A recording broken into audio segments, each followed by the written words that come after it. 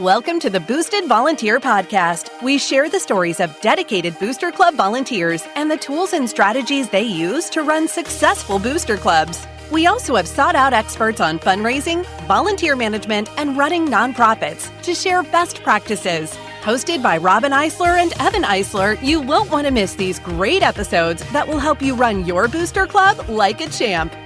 Hi, it's Robin Eissler, founder of Booster Hub, and your host here on the Boosted Volunteer. Today we're going to talk to Chris Flynn and Scott Lang, better known as the Band Dads. They have an awesome podcast, the Band Dads Podcast, and both have a background in marching band.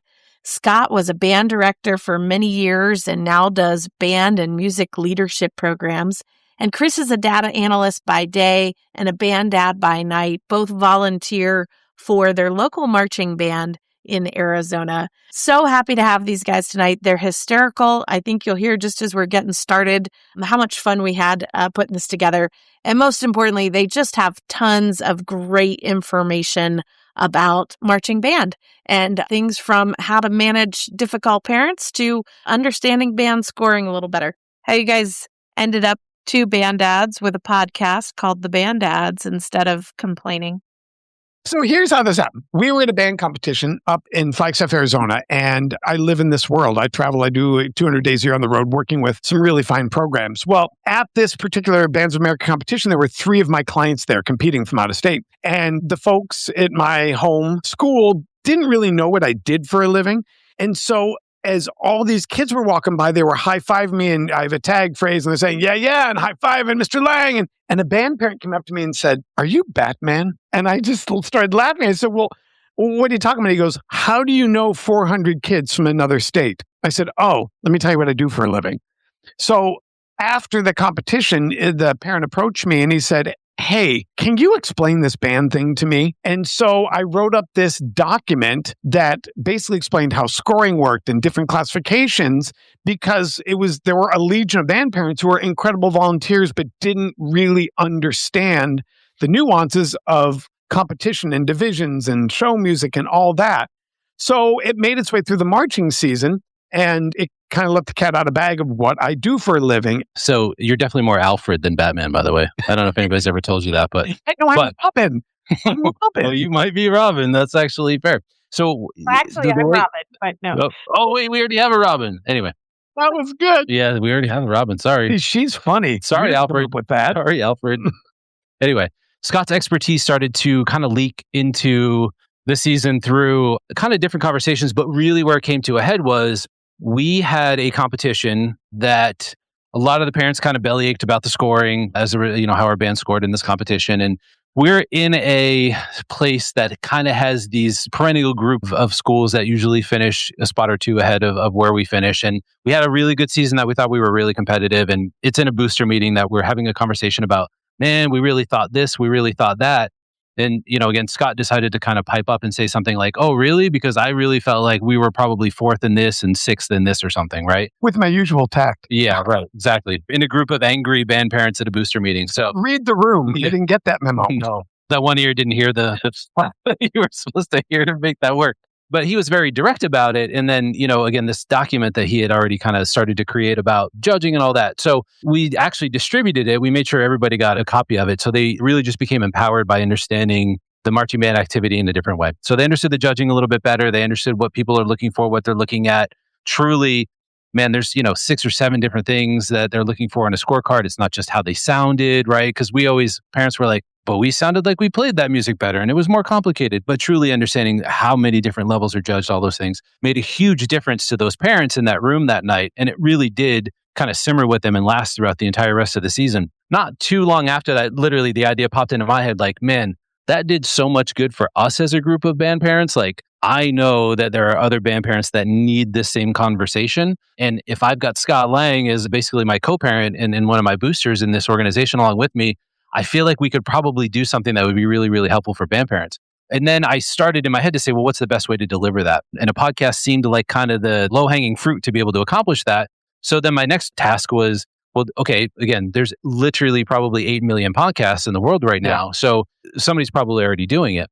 So I did a little research and I found a lot of things that were more insider conversations. They were things for people that were already in the world of music education or coming from music educators or band directors or whatever. Again, he mentioned tact a minute ago. The tact that it needed for parents, I think the finesse it needed for parents to really understand the message.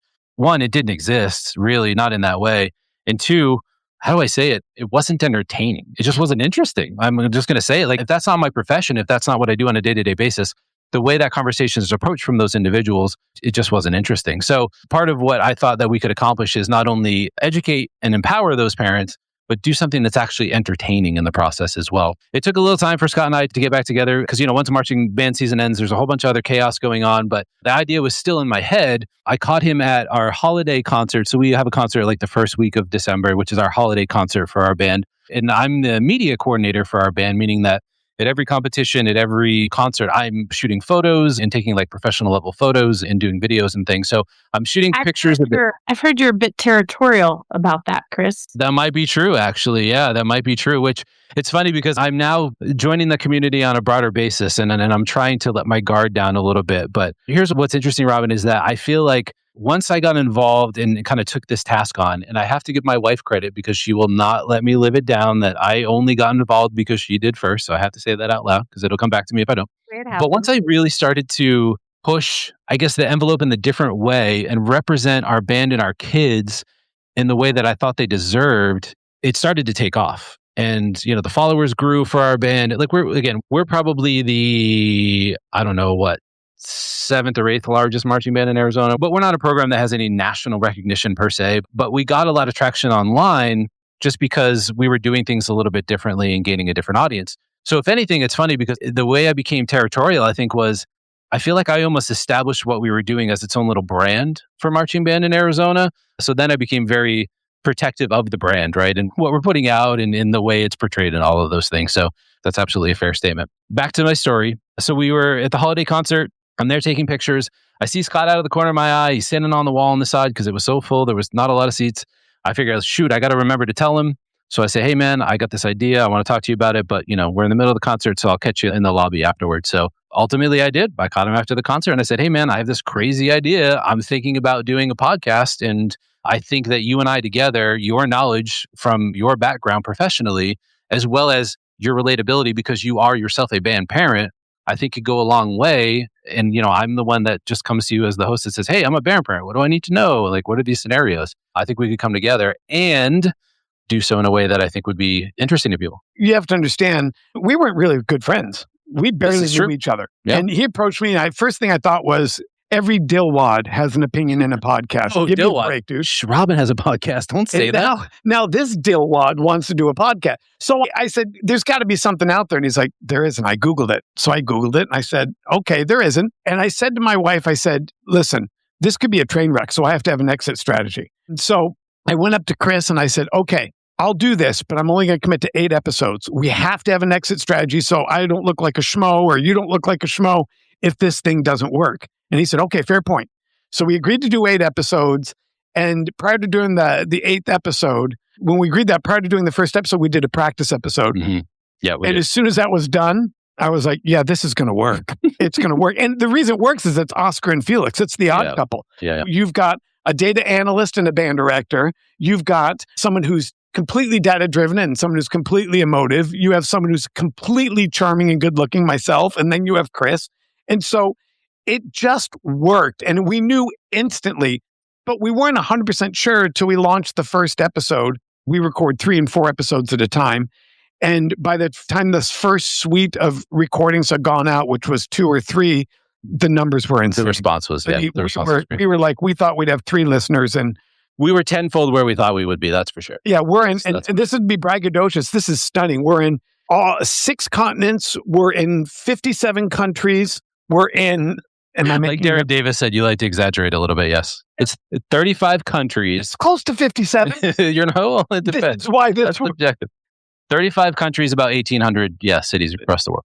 Well, the only problem, Scott, is we don't use video in our podcast, so they can't really judge who's the better looking of the two. That's why I said it. If you had the camera on, they would know it's not me. Like you said, we did some test recordings. We ourselves were pretty pleased with the way it sounds. And We sent it to probably what would be the harshest critics, our wives, and our wives approved of it. And they actually were kind of impressed by what we were able to produce, just even not knowing a lot of what we were doing.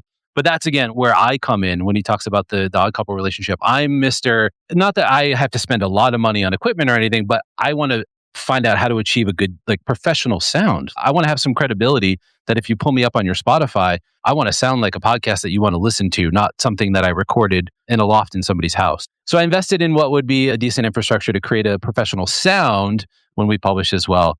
And the rest is kind of in history. Now we've got listeners across the country, across the world, and a really cool little community of people who are invested in this activity in the same way that we are. Okay, Robin, you've got to ask a question. Now we get to ask a question. Ooh. Sure. How did you find us, and how did you come to be the CEO of Booster Hub? Yeah, it's a good question. I do a lot of digging to find interesting guests. So the Boosted Volunteer was started obviously for similar reasons. We're out to reach those booster parents. The difference is we cross over into athletics too. So we do athletics and the band and choirs and things, but really is just a resource for that information that wasn't out there. So we try to tap into those booster club topics that are, just the questions you've been meaning to ask, or random things like, should you have insurance in your booster club? Or how do you design a good logo for your booster club? Just things that the average volunteer parent who didn't know they were stepping up to run a small nonprofit with thousands of transactions every year, they didn't know that when they raised their hand and said, yeah, I'll be the vice president. So we started the Boosted Volunteer, but Booster Hub got started for the same reason that you started your information sharing and your podcast. Is I was running a booster club and getting ready to turn it over to the next person. And I realized I was using 18 different pieces of software because I'm kind of neurotic like you. And I had all my things lined up. And this was for our online store where we sold our yard signs. And this is how we did our fundraising. And I realized that no one was as crazy as I am to log into 18 different things to run this booster club, and thought, hey, there might be an opportunity here. And Nice. started Booster Hub 5 years ago. So we're 43 state, just over 600 booster clubs, about 100,000 individual users. That's awesome. In the system. Yeah. And do everything from help collect the band fees to fundraise to sell the merchandise, ticketing, all the communication tools, but it's all wrapped in one. So you only have to have one login. That's really the key with Booster Hub. And things like if you sell a Coke at the concession stand, it populates into the accounting system so you don't have to have a treasurer who's going insane. So we try to make that part easy too. That's incredible. And kudos for wanting to tackle that because, yes, I think it takes a certain breed of individual who would want to do that. I'm not as funny as you guys. I can clearly tell that by my story. That's about all we got going for us, Robin. Still. Well, you got 14 and a half more minutes to come up with something. People have some jokes, Nice. Yeah, so it's good. And we've got a good following on the Boosted Volunteer now. So it is similar to y'all. I started publishing and we didn't quite have the boost in the very first episode. It took us a while, but we're on season 4, episode number 78 or 9. So we're Okay. Oh, yeah. So Very nice. Very nice. Is there a group of boosters who are more, I don't want to say engaged, but maybe more active in terms of whether it be band boosters versus athletic boosters versus whatever? He wants to know if you have any stalkers. we have some passionate followers, but we came into Booster Hub from the sports side. I had no athletics. I had 3 athletes. My son was in the middle school band, so I touched band just a little bit. Gotcha. But we ended up transitioning, so we serve now. Over half of our clubs are marching bands. And So I got to ask you a question, Robin. When I talk to sports parents, because I used to run a fundraising company, and a colleague and we sold it a couple of years ago, and I would talk to athletic parents, and I would say, this is great. You're doing amazing work. You're nowhere close to the band. I mean, there's 300 kids in the marching band. They're raising $1.6 million a year. Were you at all surprised by the scope and the scale once you kind of came into that world? yeah, I think everybody thinks, oh, it's the football team. And it's not the football team. And in fact, some of the other athletic organizations are more organized. I think they have to put a lot of effort in. Football doesn't maybe have to put the effort in. They get a lot of community support. But then the marching bands, it's just a whole nother league. I mean, it's just, I laughed when we saw the first volunteer set up for one of our marching bands early on. I think there were 1,100 volunteer slots for the season. Just the crew and the concession people and all of this. And, in our volleyball team, we were worried about 46 volunteer slots. So Sure. It's a whole. When we sold our fundraising company, the person who bought it didn't come from the band world. He came from kind of a similar experience to yours, just being a parent, having kids. And I said, you're going to be blown away. I said, you just need to understand this. And he didn't believe me. And he called me a year later and he was like, I had no idea. 4 semi-tractor trailers, $1.7 million budgets, 32 people on staff, 300 kids. I'm like, if you're not from that world, you can't understand the depth and the complexity of it. And I think people don't realize, you're talking about a $1.5 million business. And so Yes. all of a sudden Run by untrained people. And oh my gosh, let's not talk about the accounting side of it. But No, you should, because Chris is a data analyst. Well, that doesn't mean I want to talk about accounting. You would have a field day. The biggest one we've ever seen was actually a choir, and that was the one that did No kidding. most over $2 million a year. And Wow. So Was it a show choir? It was, yeah. I bet I can tell you who it was. I won't say it, but I bet I can tell you who it was. No, Gotcha. Some big organizations, but also very engaged, dedicated volunteers because 100%. none of those programs can pull it off. And if you're talking about, we just had a bond election, and this is for your listeners, regardless of what scope and curricula or athletic area they're in. But my superintendent, before every bond election, would come to me and say, what does the band need? And finally, one time, because I went through, I think, 4 bond cycles, I said, I need X, Y, and Z. And he looked at me and smiled, and he goes, I'm always going to give you what you want, Scott, because nobody's more organized and activated than the band parents. And if I want it to pass, all I got to do is put something on it for the band. And he wasn't kidding. And so to the listeners, that you have a political power and in your uniformity, whether it's the volleyball parents, whether it's the football parents, whether it's the band or the choir parents, the fact is a governing board meeting can be swayed by 12 or 15 or 17 angry parents. Imagine what a governing board meeting looks like with 280 of them. And so one of the things that I shared with our staff and our band directors, because we just came out of a bond election in November, I said, you ask for the moon because you control 300 votes. And just to be clear, that bond election passed by 200 votes. That was a $270 million bond that could have been swayed and lost without the band parent support. That's the kind of power, in addition, that you have within your community of band, football, volleyball. You have that power in that community, but that's the type of power you have in your school community, and that's the type of power you have in your actual community. That's amazing. I don't think about it in terms like that, but you're absolutely right. When you've got a group of unified parents and you're coming down to a city election of some type that's, down to the hundreds of votes, you can really make a difference.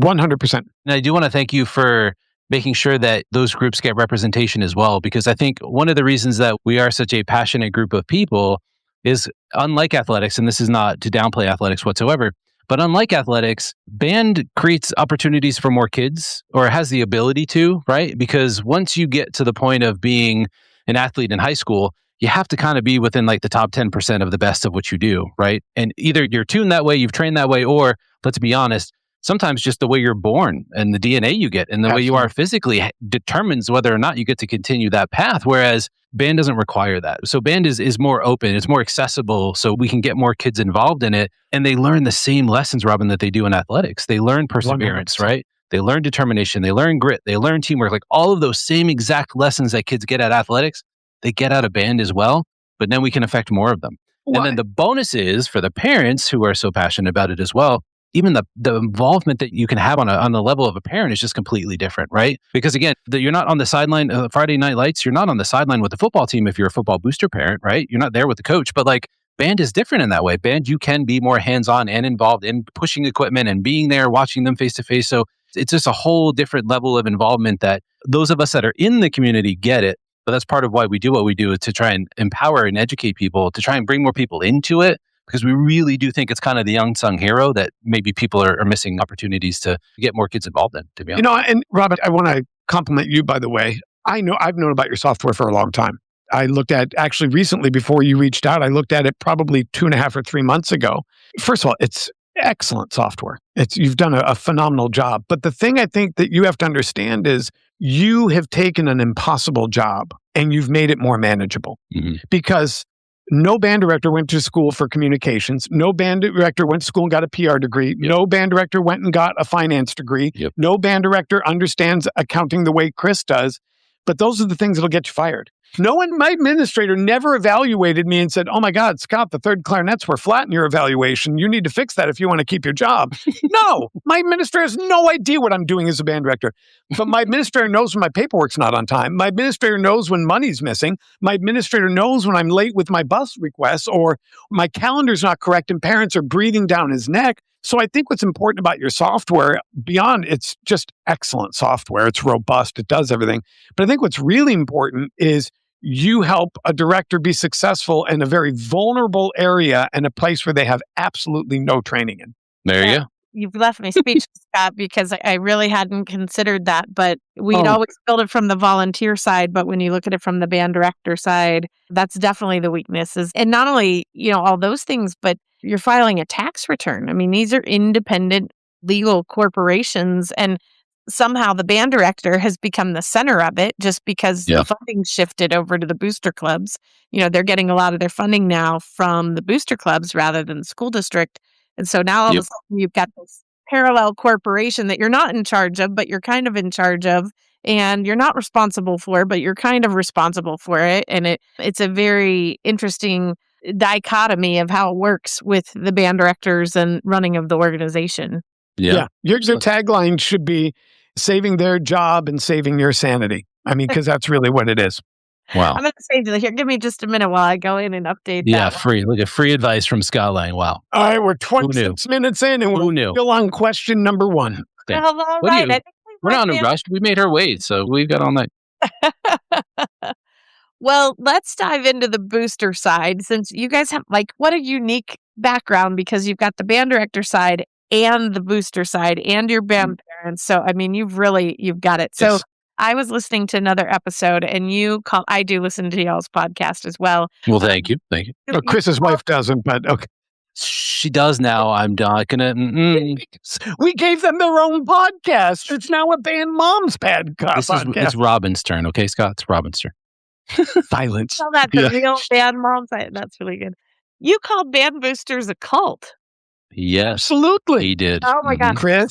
He did do I that. get to say the definition again. Oh my gosh. Set of accepted practices, values, and beliefs by a given group of people in a time and place. Remembers it. But yes, it absolutely is a cult. Every good thing in life is a cult. I'm a fan of the Bills Mafia. That is a cult. It's a common set of accepted practices, values, and beliefs by a given group of people. If you're not a cult, you're not doing this right. Yes, there you go. There you go. I'm going to make that a quote right there because one of the things I talk about all the time is culture. And there's these bands where you see them and they're like, we can't ever get any volunteers. And then they're sending emails like, we don't have any volunteers and you better come help us or else. And That's not going to work. Oh, yeah. It'll never work. Yeah, no. Here's the thing. FOMO is the most powerful tool you can use in recruiting people. It's, hey, the 40 parents that showed up at the meeting last night, that was phenomenal. Best attended meeting we ever had. I really appreciate the discussion about next year's trip. I'm looking forward to voting on it next meeting. And all of a sudden, everyone just went, oh my God, 40 people went to the meeting and I wasn't there. Oh my God. Hey, we're down. We've got Feed the Bears this Friday night. I think we've got, and I use this with my students all the time. I think we have every slot filled but one. Anyway, if you want to be the one to get the last slot, get in and register today. And they're like, oh my God, everyone else got it and I'm not going to be able to get in. Oh my God, everyone's going to be there but me. FOMO.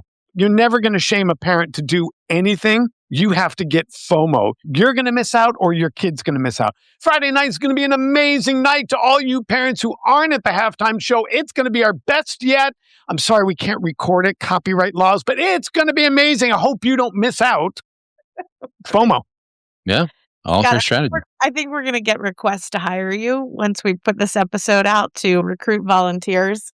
Well, if you didn't listen to the end of season 1, Chris is going to boot me off this podcast at the end of season 2. So I'll be available. I'm just saying, I had the potential to work with the highest scoring band director in Grand Nationals history. That's all. I'm just saying that was fairly appealing. That's all. It was just seriously. You had to think about it at least. You know. You have to tell us who that is, Chris. Oh, we had Darren Davis. So we had Darren Davis on, and Darren Davis joined us for season 2 of the Band Dads podcast.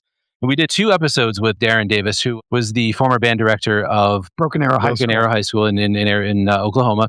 They've been phenomenal. Their legacy is incredible. But specifically, we talked about this one specific show that Darren and his group did a few years ago that ended up being the highest scoring show in Grand National history, which was funny because really we brought him on to talk about show design, right? So like, what does it take to put together a marching band show? And we thought, who better than an expert like Darren Davis to be able to do that? And he absolutely killed it. But the best part about it though, Robin, is for somebody even like Scott's probably more of a band geek than I am, but certainly it's very impressive just maybe growing up as a sports person to say, this person is the highest scoring at this thing in the history of this thing's existence. But when we brought it up to him, he's like, I mean, I know I am, but I don't remember the score. I couldn't tell you.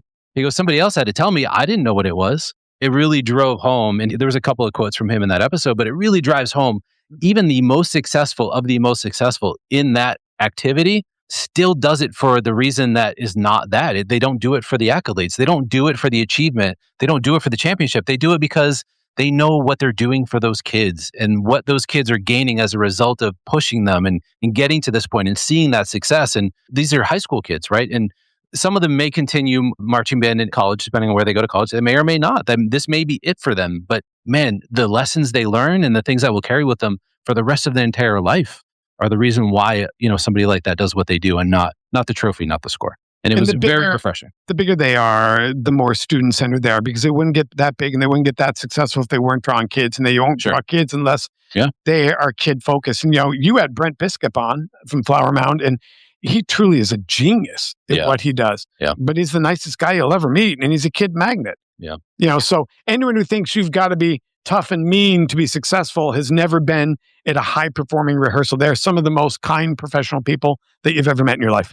A wise man once said, success begets success. A wise guy named Scott Lang said that to me once or twice. So I didn't mean it in that way. One of the things, it goes back to that FOMO. If you want to attract parents, you have to talk about your successes. Right.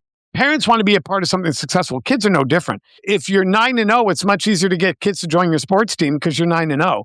If you're 0-9, it's a lot harder. And so one of the things you have to do is a booster group, whether it's athletic or whether it's musical or any other activity, is you have to trumpet your successes. Because when people think you're successful, they want to be a part of it. Right. And so if you're always going out there and talking about what you don't have and the budget you don't have and the facilities and no parents ever help, what you're really saying is, hey, we suck. Don't show up. I mean, that's the bottom line versus, you know what? We are, even though we're a band of 20 in our division, we were second in state. And we rose 7 points from our last contest and we're up 4 kids, but that's 27% growth year over year. You got to find something that you're doing well and you got to trumpet it because that's the only thing people respond to is FOMO. And FOMO is created by everyone else is having successful experiences but me, whether it's with your child, whether it's with another adult, whether it's as a collegium of people. That's how you get people to join the activity. And then it feeds upon itself. We formed a group with my daughter's volleyball program called the Liberos. Is there beer involved? I like where we're going with this. Well, the position of the back row player in volleyball is called a libero. So we formed a group called a libero and, chased the balls at practice and did all those sorts of things. And it was amazing. Nice. Once we put a fun name on it, then everybody wanted to be a libero. Everybody wanted a T-shirt. Everybody wanted to chase balls at practice. That's right. And that's FOMO. Yeah. That is what that is. Yeah. On it and brand it a little bit and show it off, and then people come running to help. People want to feel like they're a part of something. Right. They want to feel included. They want to feel a sense of belonging. I don't care if you're 8 or 80. It's still the same feeling. And it doesn't have to be a big group, but we get, people ask us for merch. And we pretend like, oh, absolutely, we've got merch. And we always look at each other like, really? Seriously? People want stuff from us? Are you kidding me? We don't understand why people want to be a part of us, but they do because they just want to be a part of a shared passion. Yeah. We're going to get you guys hooked up with some merch. We're going to take care of that. Nice. But this is, it's interesting because again, like you, grew up really more with an athletic background and coming from an athletic background I was a band person up until, maybe about high school, but I didn't do marching band, didn't do anything like that. But yeah, for me as a parent, my involvement and the moment where it clicked for me was, it was being in the front row at a competition and truly watching it all come together and what these kids were accomplishing. So it's really something kind of humbling for me because My daughter is the one who's involved. And I have a stepson who's going to be involved in band coming up here next year. They inspire me, which is really, really humbling to say as a parent. But like my kid and what they do and what they accomplish inspires me to be a better parent and a better person. And it's just, I don't know. I just think, again, it speaks volumes about why parents, and not just the FOMO part's cute. And if you need that, you need that. But man, the inspiration you can get just from watching this group of kids and what they can put together and accomplish. It literally, and I've said this before, it makes you a better person and it makes you a better parent. Well, and here's the thing you have to understand. And I would say this to parents when I was a teacher. Don't volunteer for your kid. That's a huge mistake because your kid could care less and you're going to be a burden. You volunteer for you because guess what? Your kid's leaving in 3 years and you're never getting this shot again. And if you want to miss out on it and you don't want to experience it and you don't want to be a part of it, here's the real deal. Some other parent will fill your void. Yeah. I guarantee you that. Some other parent will step up and feed your kid. Some other parent will step up and hug your kid. Some other parent will step up and cheer for your kid. And so you do it because you want that experience because it's not going to be around forever. And if you don't seize that moment, someone will seize it for you. Fear mongering. That's the Scott Lang way. It works, baby. It works.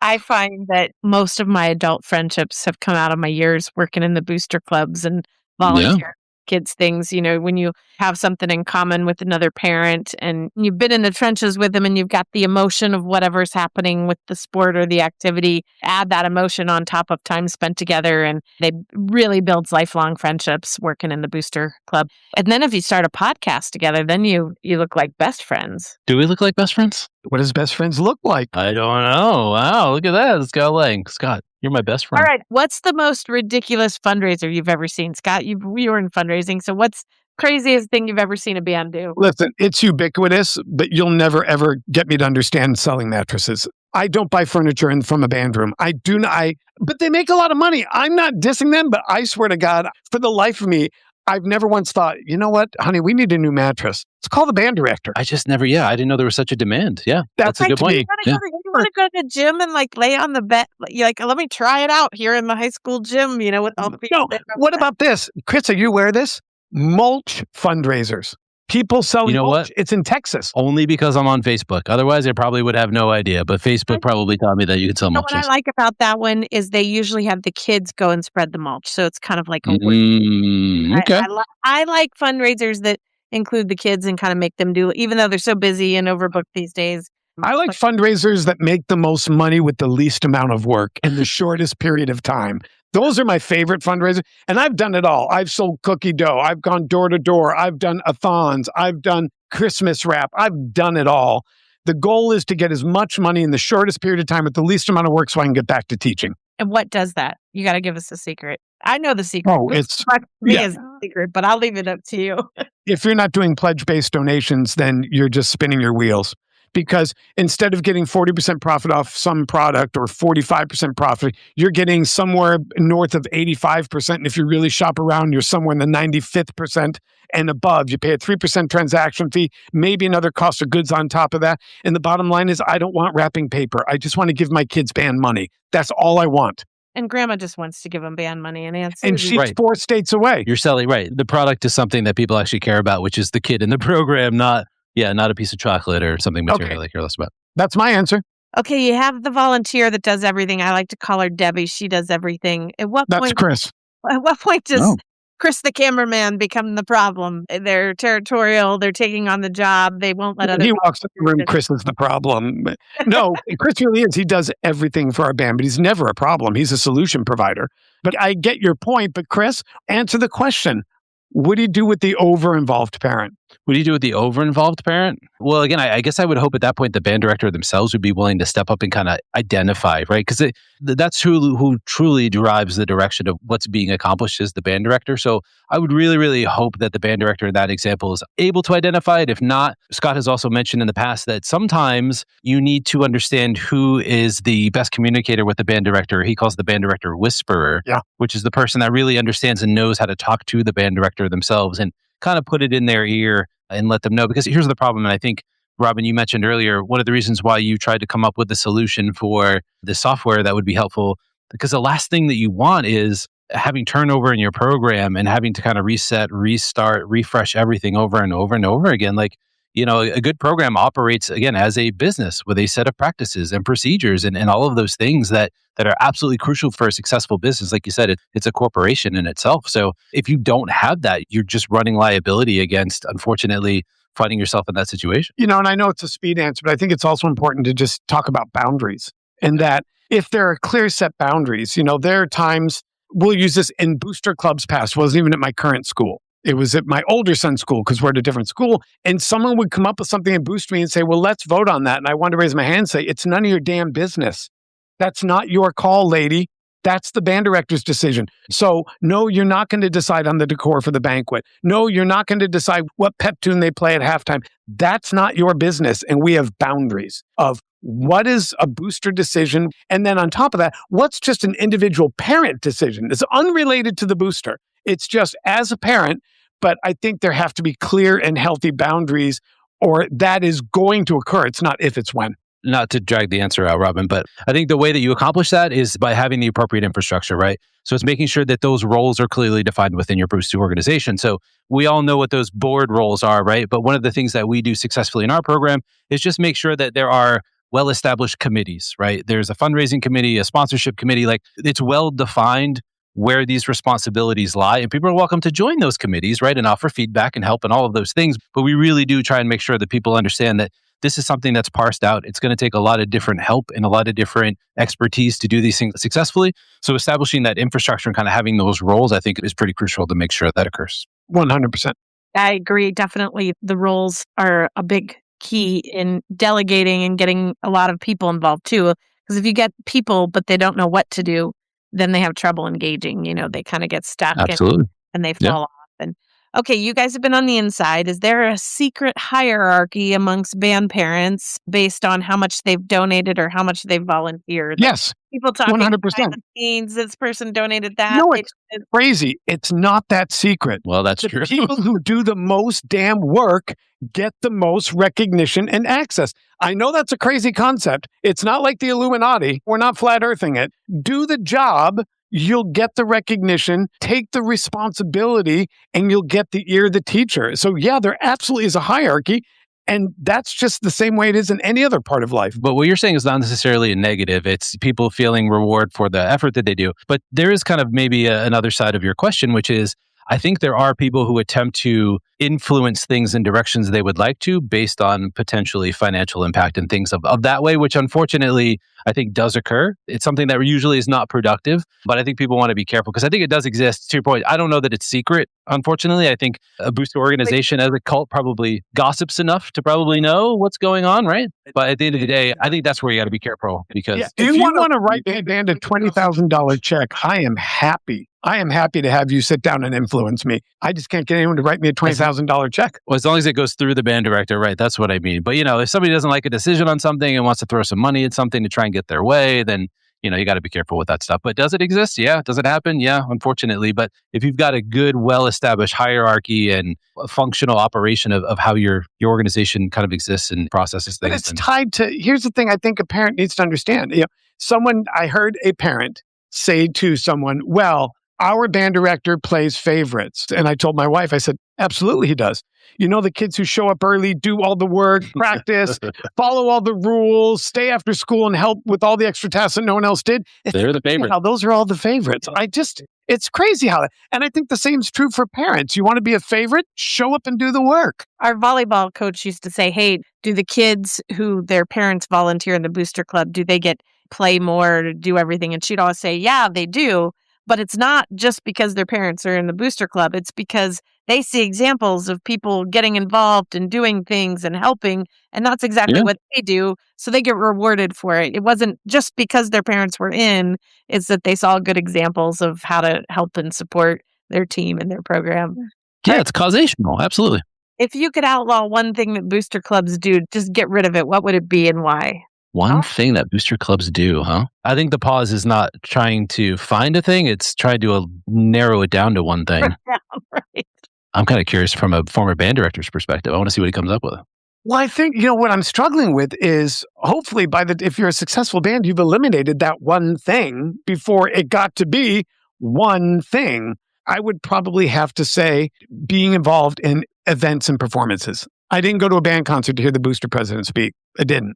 Put it in a memo, put it in a recording, throw it up on a... I know, but they speak at those events because the normal channels of communication maybe don't reach to that individual. So they've got to try a different way. You know what I mean? I'm not buying it. We got this thing called the interwebs out there. It's just not that hard to get information. That's just my thing. Like, as a band director, I don't speak at a concert. No one came to hear me talk. They came to hear their kid play. Yeah. That was the only reason so I would probably say the same thing to a band director. What's something if I could take away from a band director, it would be, don't talk at public events. Let the kids do all your talking. Gotcha. That would be mine. I don't know that there's a lot that I would say to eliminate other than the one thing that I think can improve in a lot of situations, especially when we know how hard it is to get people involved to begin with, let alone show up for a booster meeting once a month. Just making sure that the agenda is set in a way that's productive. To Scott's point, there's probably a lot of stuff you could just disseminate via emails or communications that doesn't necessarily need to sit and be discussed for 20 minutes as a checkpoint that just we're doing it just to do it. So effective workflows and agendas for meetings are probably something that could... So I'm going to piggyback on Chris because it's a booster podcast. I know it's a speed round, but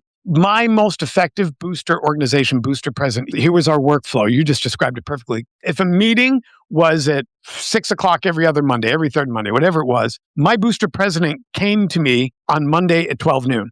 And we spent an hour together. And she'd say, here's what's going on. You're going to get ambushed tonight on this. This parent's pissy about this. I've already rubbed it out. Don't respond to it. You're going to make it worse. For the trip, she would prep me and brief me for the meeting. Then an hour before the actual booster meeting, the e-board would get together and we would go through our structure, our agenda that she ran because she was the booster president. And it would affirm everything. Tonight, this is what we're doing. We're all deciding. Let's vote on this. We're in agreement. When we open the doors to the public, we are a unified front. And these are the items we're going to discuss. These are the things we're not going to discuss. And here's our stance on X, Y, and Z. When we would open the doors, so it was a 12 noon meeting on a Monday. It was a 5:30 e-board meeting on a Monday evening. At 7 o'clock, we opened the doors for the parents. And it was not a transactional meeting. It was an informational meeting. If you had a question, we'd answer it, but it was not something that you voted on. And now our bylaws, there were no general voting. The e-board decided everything by vote. So that was presentational. But to Chris's point, have a structure. And it was this booster parent who came up with the idea. She said, I'm going to meet with you every Monday for an hour that we have a booster meeting privately. It was the best thing ever for me because she would just tell me what was happening in the weeds. Hey, you were a little gruff at last night's rehearsal. Some parents are upset. You were late. Stay out of the weeds. I'll put it out. Here's what's happening about the trip. Some parents think it's too expensive. You need to talk about X, Y, and Z. That's the cost. She was my booster whisperer. She was the Scott Lang whisperer. And she could place me where I needed to be informationally, but emotionally. So I was ready for that meeting. When I took over the volleyball booster club, the former president told me, oh, don't bother the coach. Don't ever talk to her. Let her be. And the first thing I did was called the coach and said, hey, we need to have lunch because I need to know what your plans are and you need to know what my plans are. And that evolved into the same kind of things. Like, we're not sure this player is going to make the team next year, so don't put her mom on the board, because you don't see that as much in band, but in sports, it's a real problem. If you make the kid's mom, head of fundraising and the kid doesn't make the team, you've got a big problem. But we started doing that once a quarter, so we didn't do it every meeting, but once a quarter. And it was great just to make sure we were aligned. We were doing the things she wanted to do. And we kept the meetings really tight, just here's the agenda. We did have full vote, but we knew what we were going to vote on before and knew what the plan was. So I totally agree that really helps instead of these big drawn out meetings. The more decisions you give people, the more confused they get. You got to really have it boiled down to the couple points of action. So that makes me think of a question I might pose back to you, Robin, then, while we're having this discussion, which is, let's say you have somebody who is in your booster organization that's probably not in the appropriate role, meaning that you have a treasurer who's terrible at being a treasurer, or vice president, president, whatever. Let's say you have somebody in a role that really they just don't serve well. Do you have any thoughts or suggestions on maybe how an organization either navigate through that or find a way to solve that problem? It's a complicated problem because there's a volunteer role and there's usually some pride involved. And sometimes the people don't know that they're bad at the role. Sometimes they know they're bad, but sometimes they don't. We had that problem with our head of fundraising, and I had to delicately handle it because we hadn't had any funds raised and it was, time for our season to start. So I kind of leaned in and said, hey, do you mind could I give you some help on this? Could I help you out? And ended up doing most of our fundraising for the season. And then shifted the role at the end of the season to another person, but it is hard. And particularly in the treasurer role, you get a lot of people who don't have any finance background, any accounting background. And I don't think they know what they're volunteering for. I think they think that they're going to sign some checks or something. And you get into bands and you're issuing invoices, you've got accounts receivable, you've got cash flow things going on. I mean, you got W-9s, you got 1099s. You're a CFO for a little small nonprofit. And someone out of the goodness of their heart has said, hey, I did some bookkeeping once. I think I can do this. And then all of a sudden, they're like, it's one of the reasons in Booster Hub, we've spent so much time on our accounting tool. And it's because we've seen, originally I thought, we're just going to make this little tool so that, people can keep their books. And then what we found was that was the mess. That's the mess of all the booster clubs, is the accounting and the finances. And everybody's trying to keep it up, but they've got a treasurer who's working so hard, they're exhausted, and nobody knows because the treasurer's just at home doing her thing at night. Nobody's seeing how much time she's putting in or he's putting in. And so we've really spent a lot of time there. We're hoping by the end of this year that we've got it down to about 2 clicks a month. So that's where we want to get Booster Hub to kind of solve that problem. But to get somebody out, it's tricky. It's a tricky conversation. And I think you have to do it delicately because they are volunteering in a role. Sure. And I don't know, do you guys have better suggestions? That might not have given the best. No, I don't necessarily have an answer. I was just kind of curious, from experience. Not that I have any hands-on experience with this myself, because, we always say everybody's so wonderful that we get to work with. But, at the end of the day, I think there's a lot of concern about if things running off the rails, because if you let it get too far, it's going to be so hard to get it back, I would tell you, and I'll go back to that president, as a band director, as a coach, people are, how do you deal with kids? That's easy. Guess what? I'm their boss. They have to do what I say. But when it comes to the parents, they don't report to me. I have no sway over them, and they're my peer. And so it's hard for a director to say, I don't know if you're a really good fit for that job. And that's where a really effective booster club president can have a different relationship, that you're not the child's teacher, where you can say, I love that you're volunteering. You are so valuable, and I've got just the right spot for you. I know you're thinking treasurer, but I think I got a spot where you could do so much more good or have so much more impact or whatever that is. But the coach or the band director, because they teach that parent's child, that is a very uncomfortable conversation.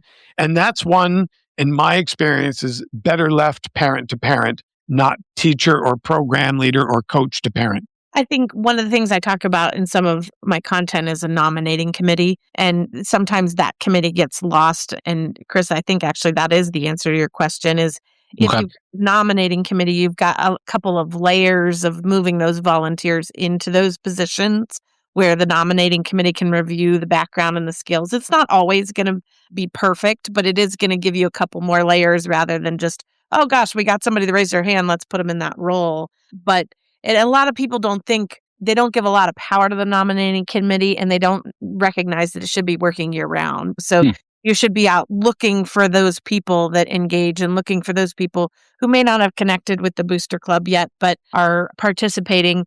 And then the nominating committee kind of brings them in and checks out their skills and said, okay, they would be a good fit for, I really like that, actually. That's not a solution I've heard before. I like that a lot. That's a good one. Yeah, I like that a lot. Okay, so band fees and volunteer credits and pay to play. I'll just leave that there and toss that out there, put that bomb in y'all's lap and let you respond. Well, volunteer credit, I've never heard that term. I can suss what it may or may not be, and I'm not sure I would be in favor of that, pay to play for parents. But the bottom line is that we live in a world where we don't fund schools. And even the schools that we fund, we do not fund our arts program. And while philosophically that is my flag in the sand, the bottom line is I want my child to have these experiences. I want my teacher to have this assistance, these instructional resources.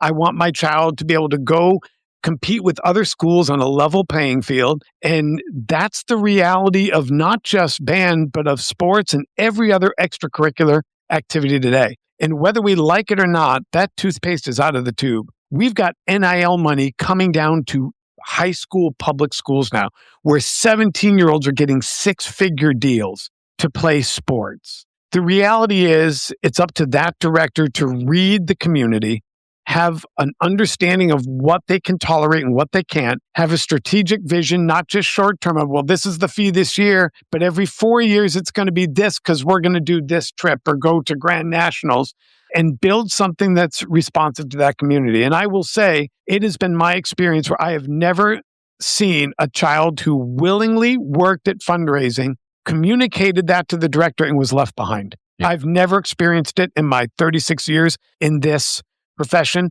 So while it is a reality, it is a necessity, it is not going away, that doesn't mean that kids are being left behind. That's a great point. I say that to our volunteers and our groups all the time, that if you tell the story right, no one ever gets left behind, right? You'll find a way to get it done. So while it may seem like it's insurmountable, if you tell a story good enough, somebody will come in and give you what you need to make it happen. And again, that's one of the things that we love about our community, and we've talked about many times on our podcast before, is we get so intimately involved as boosters with each other as boosters and our kids. It's almost like a giant family. Like, you feel okay knowing that you have other people looking out for you. Like, we care about our peers in that way. To your point, we will look out for them in that way as well. Like, we will ensure that everybody has what they need, and you can feel comfortable that if for some reason you can't make a trip because it's expensive for the whole family to go, you can trust the other people that are going to be on that trip because you know they're invested in this thing for the right reason, just as you are. Well, and our band director can squeeze blood out of a penny. And he and I worked, it was my first year with him at his new school, and I got a private moment with him. And I looked and I said, "You're not sleeping, are you?" He's like, "No." I said, "You're worried about money, aren't you?" And he said, "Yes." I said, "Then you've got to structure this differently." So the point of, if he felt like it took a band fee of X, I'll make up a number, $4.99, he was going to charge $4.99. And he was in no extracurriculars and no surprises. And now we're under budget. And that came in high. And I looked at him, I said, "Round it up to $5.49. You've got to sleep at night and you need cushion. If the trip costs $2.99, charge $3.49 so that you can make sure you don't leave anybody behind, so that you make sure you have the cushion for the unexpected surprise." And so I do think, as if you're talking on Booster podcasts, there's responsible budgeting. And any other project that you would do on the planet would have a 10% overage. And they would budget for that on construction, right, on software development. Everyone plans for that. But when it comes to booster groups, we plan to the penny. That is setting yourself up for failure. Yeah, we just did a budgeting webinar last month, and that's, don't end your year at zero, end your year at 10%. And then that way you've got a little money to start next year. And if things are good or bad, you've got a little room to play. It's so important. Okay, I'm going to ask 2 more questions. I've got 2 more, one that I really want to ask. So, yeah. Chris, you said that your wife got you involved in volunteering. Yeah. How do we get dads in better without coming through the moms? What's the key? So at least for me personally, I can tell you that the relationship I have with my wife knows me well enough to know what buttons to push to intrigue my interest. So she knows the skill sets I have, the things I'm good at, and the things I like to do.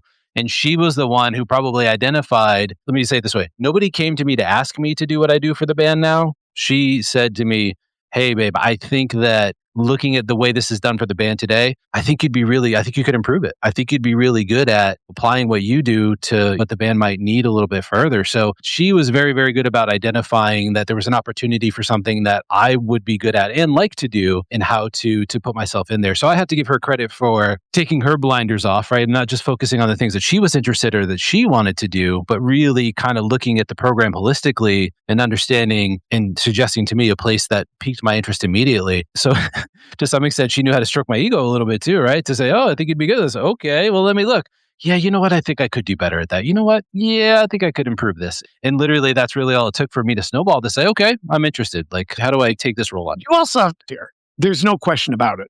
Not all men, but many men naturally gravitate towards sports and coaching. Right. And I would bet if we stepped into the coaching world that we would see a greater understanding, empathy, and involvement of a dad, because that world makes sense to them.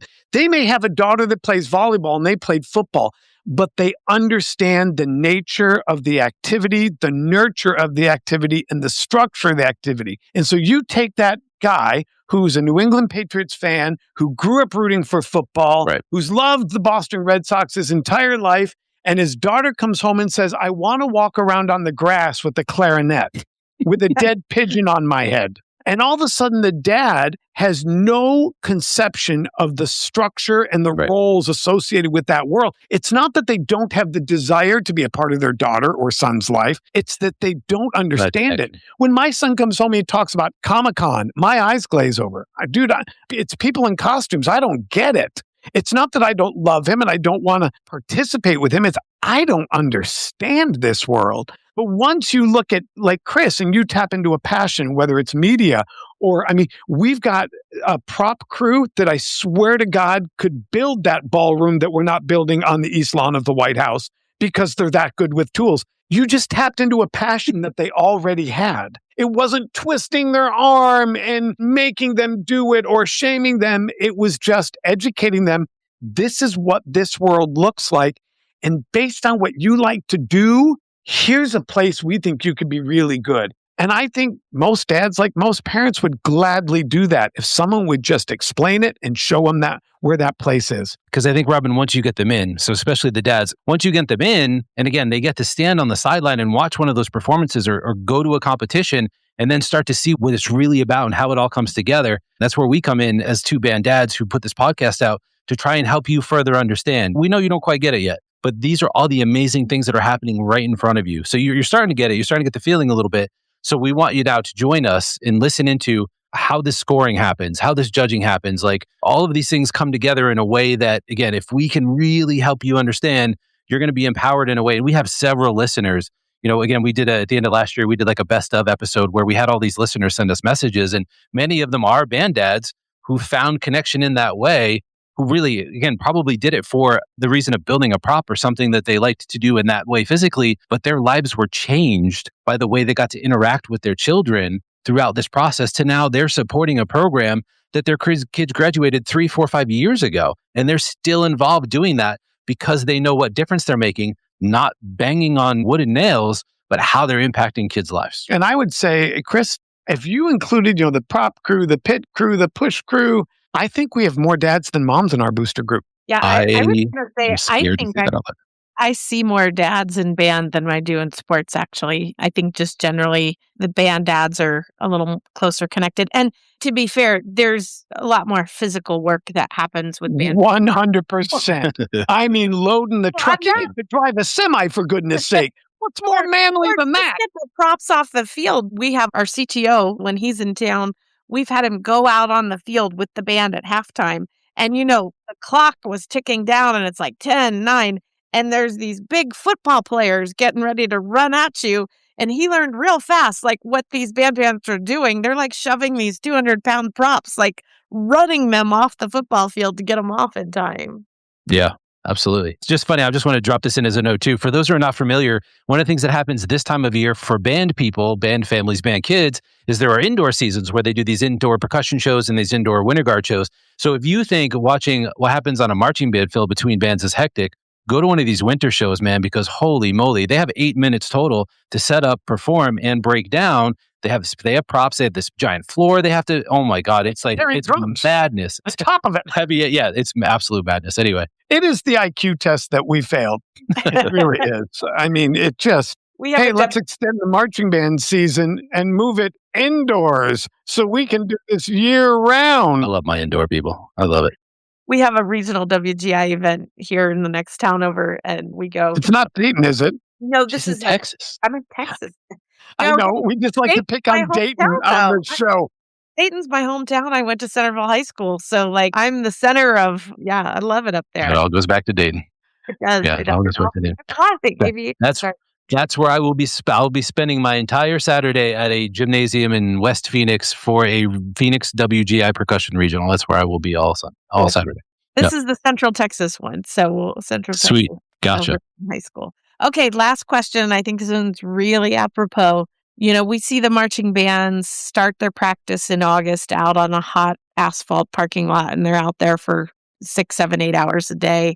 Is marching band harder than varsity sports? Are you afraid to say that out loud? No. No. I'm not afraid to say that out loud. And I coach football. Yeah. Okay. I coach football. You have a fair comparison. It's as hard and very different. Yeah, that's fair. Because there's no starters and bench warmers. It's not, well, if you didn't achieve success, I'll replace you with someone that will. If you can't run a 4.4, I'll find someone that will.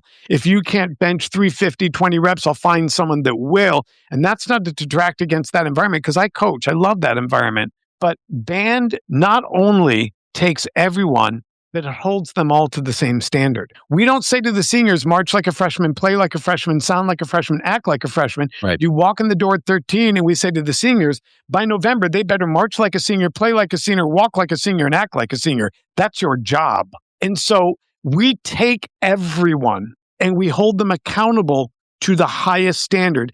And the highest person at that standard is responsible for the lowest person at that standard achieving the standard. Where in sports, it's, I don't want you to achieve it because I want to start. I don't want you to be that good because I want to play. Yeah. And the freshmen are on their own team. They're not my problem. The JV's not my problem. Right. The defense is not my problem.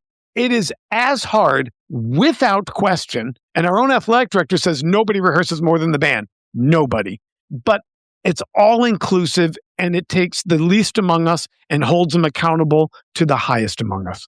And that's what makes it special. Yeah. If anybody's kind of interested in what Scott's talking about, right at the beginning of season 2, we did an episode called This Is Where It Starts.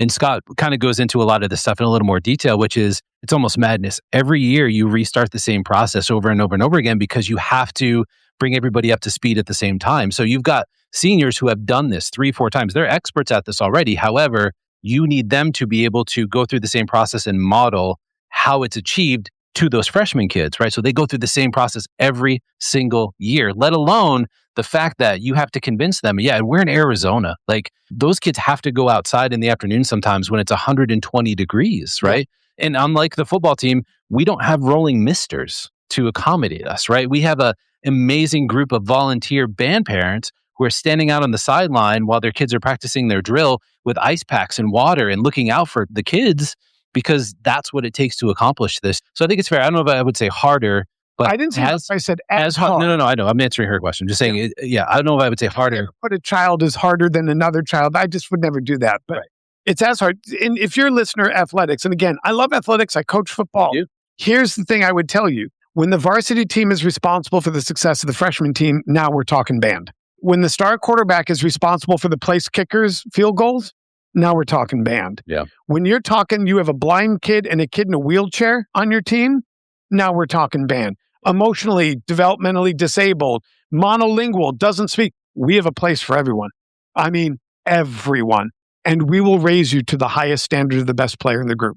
We may not get there, but we're going to hold you accountable for that standard. Right. So that would be a visualization to an athletic person of what makes the two different. It's that communal responsibility and that accepting of everybody, regardless of skill sets, age, gender, and abilities. So maybe not harder, but I'll tell you, that's why I think it's better. If I'm being honest at this point in my life, I think it's better for kids, because think about that senior who's then modeling for that freshman or assisting someone who's not of the same ability.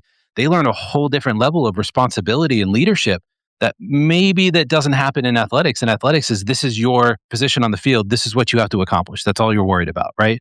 Versus looking out for each other and making sure the group as a whole is achieving the same thing. So that's where I personally think, at least for the benefit of my kids, if I were to do it all over again, which I'm not going to at this point, my kids are teenagers, I'm almost done, I would tell you that there's no question that band would be the answer, 100%. You guys just gave me my aha moment. I've been working with bands now for about 5 years, and there's something different about it that I couldn't put my finger on, that when we interact and engage and go with the bands, there's just a different level of community. And it just reminded me of the Montessori method, where the older students teach the younger students, and you have mixed age classrooms, and it really follows those principles.